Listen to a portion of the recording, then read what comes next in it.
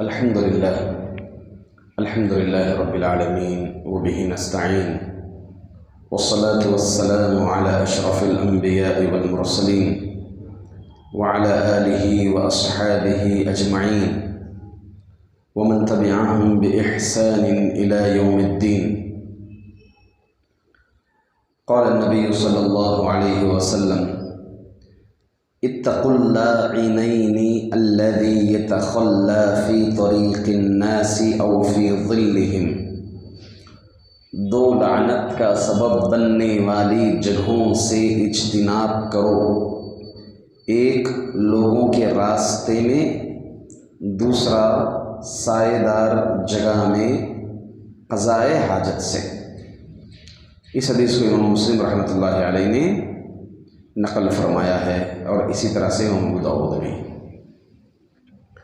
حاضرین، کل کے درس میں قضاء حاجت سے پہلے بیت الخلاء میں داخل ہوتے وقت نبی کی کیا آداب ہیں، کیا دعا سکھائی ہیں اور طریقہ کیا ہے، اس چیز کو کل کے درس میں ہم جانے تھے۔ آج کے درس میں انشاءاللہ وہ مقامات جہاں پر قضاء حاجت کرنے سے منع کیا گیا ہے، وہ کل 5 مقامات ہیں، کل 5 مقامات ہیں۔ انشاءاللہ آج کے درس میں ان 5 مقامات کا ذکر آپ کے سامنے کروں گا میں۔ پہلے 2 مقام جسے نبی اکرم صلی اللہ علیہ وسلم نے کہا، فی طریق الناس او فی ظلہم اتقوا اللاعنین، دو لعنت کا سبب بننے والی جگہوں سے بچو قضاء حاجت کرنے سے۔ لعنت کا سبب مطلب کیا ہے؟ یعنی اگر اس جگہ پر کوئی قضاء حاجت کر دیا، لوگوں کی گزرگاہ ہے، لوگ گزرتے ہیں، چلتے ہیں، جاتے ہیں، آتے ہیں، تو فوری طور پر ایک آدمی دیکھیں، انسان فطری طور پر دل میں گھناٹ آتی ہے اور فوری طور پر بددعا کر بیٹھتا ہے، لعنت کر بیٹھتا ہے۔ اس سے معلوم ہوا اس حدیث سے کہ لعنت کرنا جائز ہے ایسی صورت میں، لعنت کرنا جائز ہے ایسی صورت میں۔ اسی طرح لعنت کا سبب مطلب سبب کیسے ہوا؟ یہ کرنے سے، نہیں تو لعنت کا سبب نہیں ہو، لعنت کا موجب نہیں بنتا۔ اسی لیے قرآن کریم نے اور حدیث میں بھی ایک اصول دیا ہے کہ ہم خود گناہ کا کارن بن جا رہے ہیں۔ جیسے ہم خود اللہ تعالیٰ کو گالی دینے کا سبب، اپنے ماں باپ کو گالی دینے کا سبب ہم خود بن رہے ہیں۔ کیسے؟ اللہ نے قرآن میں فرمایا: وَلَا تَسُبُّوا الَّذِينَ يَدْعُونَ مِن دُونِ اللَّهِ فَيَسُبُّوا اللَّهَ عَدْوًا بِغَيْرِ عِلْمٍ۔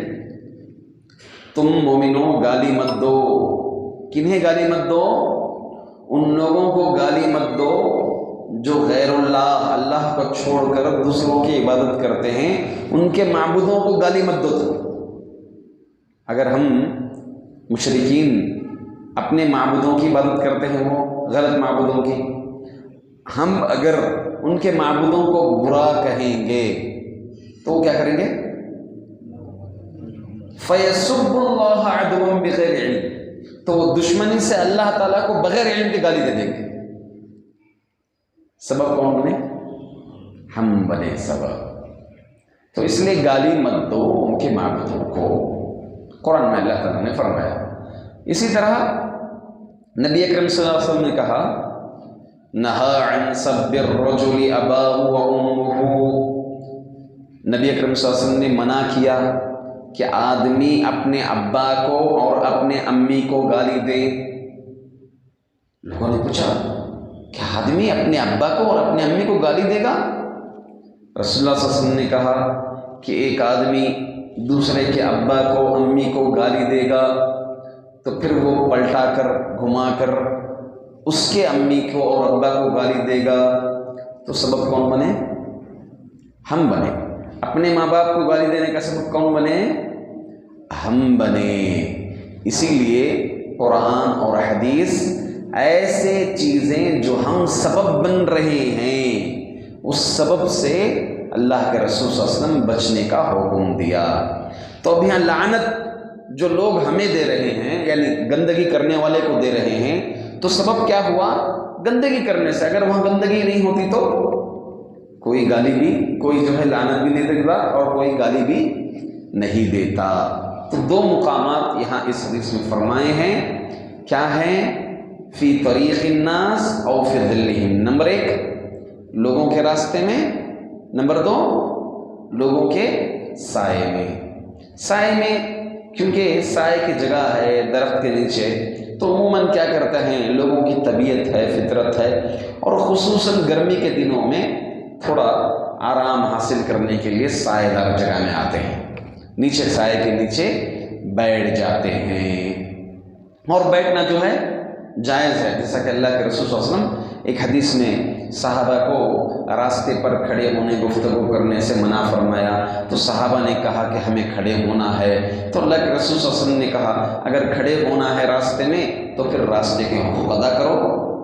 کیا ہے راستے کے حقوق؟ سلام کا جواب دو، راستے سے تکلیف دہ چیز کو ہٹاؤ.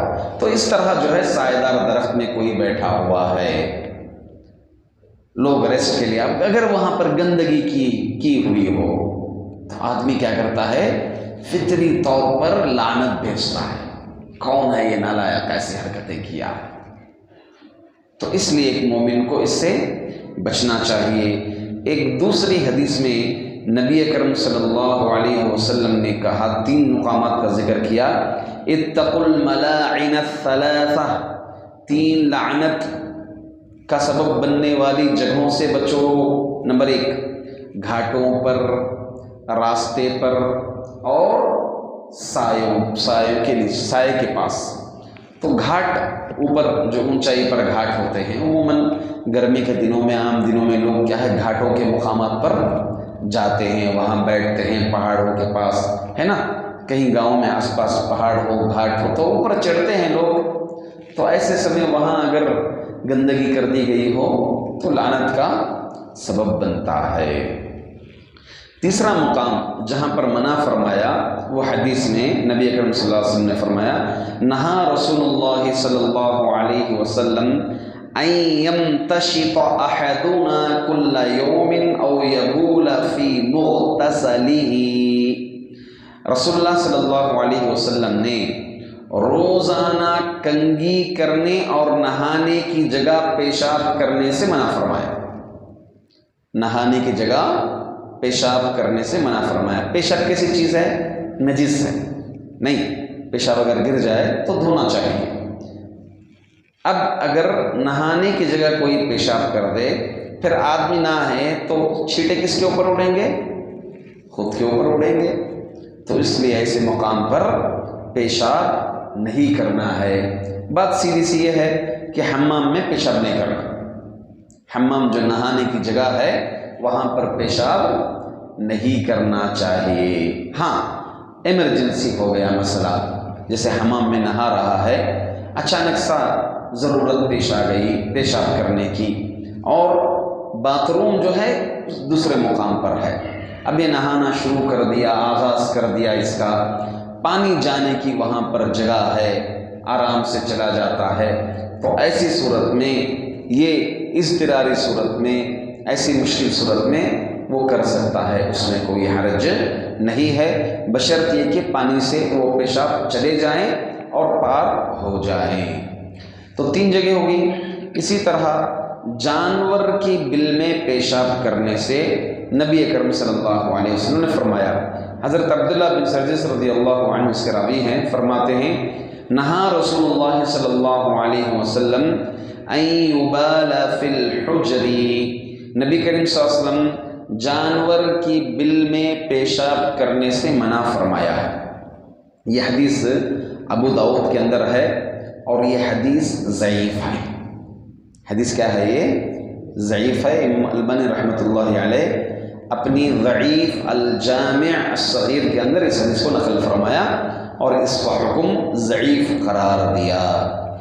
گرچہ یہ حدیث ضعیف ہے مگر جو ہے ادباً ایک مومن کو ایسے مقامات سے بچنا چاہیے، بلوں خصوصاً جانوروں کی بلیں ہوتی ہیں، کیونکہ بسا اوقات زہریلے جانور ہوتے ہیں۔ اب وہ جانور ہو سکے سانپ ہو، آرام کرتا ہو یا بیٹھا ہوا ہے، اچانک اس کے اوپر کچھ بھیگا سا پڑا تو فوری طور پر کیا ہے، باہر آ جائے، حملہ کر دیں، تو نقصان کس کا بھائی؟ ہاں، نقصان۔ تو ایسے بڑے بڑے واقعات ہم سنے ہیں کہ کسی نے ایسا کام کر دیا جس کی وجہ سے وہ جن کی شکل میں کچھ سانپ تھا، وہ بہرحال زندگی بھر اس کا دشمن بن گیا، اسے تکلیف دینے والا بن گیا۔ تو ایسے بھی مسائل ہو سکتے ہیں، تو ایک مومن کو چاہیے کہ ان تمام چیزوں سے احتیاط برتے۔ اسی طرح ایک اور مقام وہ ہے کھڑے پانی میں پیشاب کرنا۔ پانی کھڑا ہوا ہے، پانی اگر بہتا ہے تو حرج نہیں، پانی اگر بہتا ہے تو حرج نہیں ہے۔ اب وہ جا کر کے ایسے مقام پر کرنا نہیں چاہیے، اگر منہ کا کوئی اور راستہ نہیں نکلا، بہہ رہا ہے پانی تو حرج نہیں ہے، اس میں کوئی فرق نہیں پڑتا۔ البتہ پانی کھڑا ہوا ہے، اس پانی میں پیشاب کرنا، اور وہ دوسرے لوگ استعمال کرتے ہیں، ہو سکتا ہے نہاتے ہیں، تو ایسے مقامات پر پیشاب نہیں کرنا چاہیے۔ نبی اکرم صلی اللہ علیہ وسلم نے فرمایا ان نبی صلی اللہ علیہ وسلم نہا ان یبال فی الماء الراکد، نبی اکرم صلی اللہ علیہ وسلم کھڑے پانی میں پیشاب کرنے سے منع فرمایا۔ تو یہ مقامات ہیں جہاں پر پیشاب کرنا منع ہے۔ اب علت کیا ہے؟